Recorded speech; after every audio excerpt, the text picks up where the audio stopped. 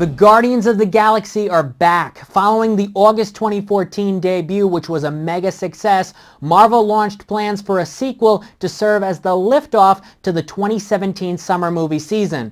But much like the Avengers with Age of Ultron, Guardians can't hit the high notes a second time due to a story that's less than compelling and action scenes that aren't nearly as exciting or entertaining as those in the original.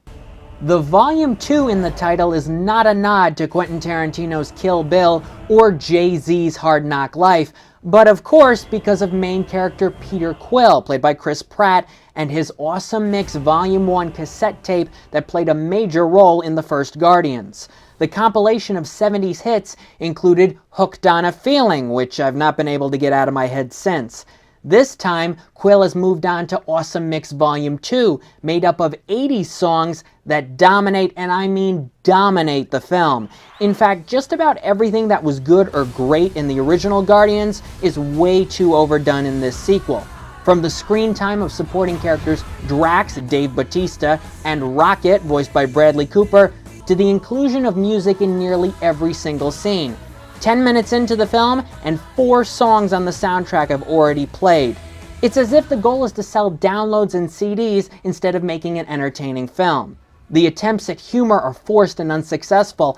I don't think I laughed once during the entire 2 hours and 15 minutes of Guardians Volume 2, including the 5 closing credits bonus clips. The dialogue that was natural and edgy last time is so stagey and mean-spirited here. The arrogance level throughout the first 2/3 of this movie is nearly intolerable.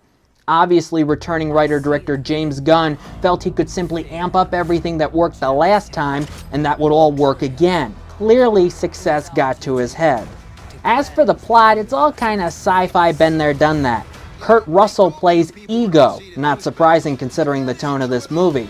At one point he tells Peter, "I am your father," and that pretty much sets the uninspired story in motion. So what did I like? The makeup, the sound effects, and Sylvester Stallone joins the cast. He only has about 2 minutes of screen time, but he makes the most of them. I want to see him headline an action movie again.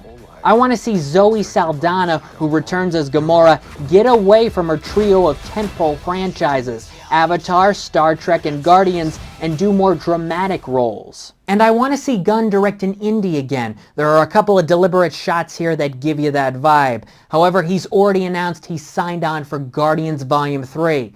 Guess it's hard to resist a big budget and a big paycheck. On the official LCJ report card, Guardians of the Galaxy Volume 2 gets a C as the summer movie season gets off to a sputtering start. I'm Lights Camera Jackson. Check out lights-camera-jackson.com and follow me on Twitter at LCJ Reviews.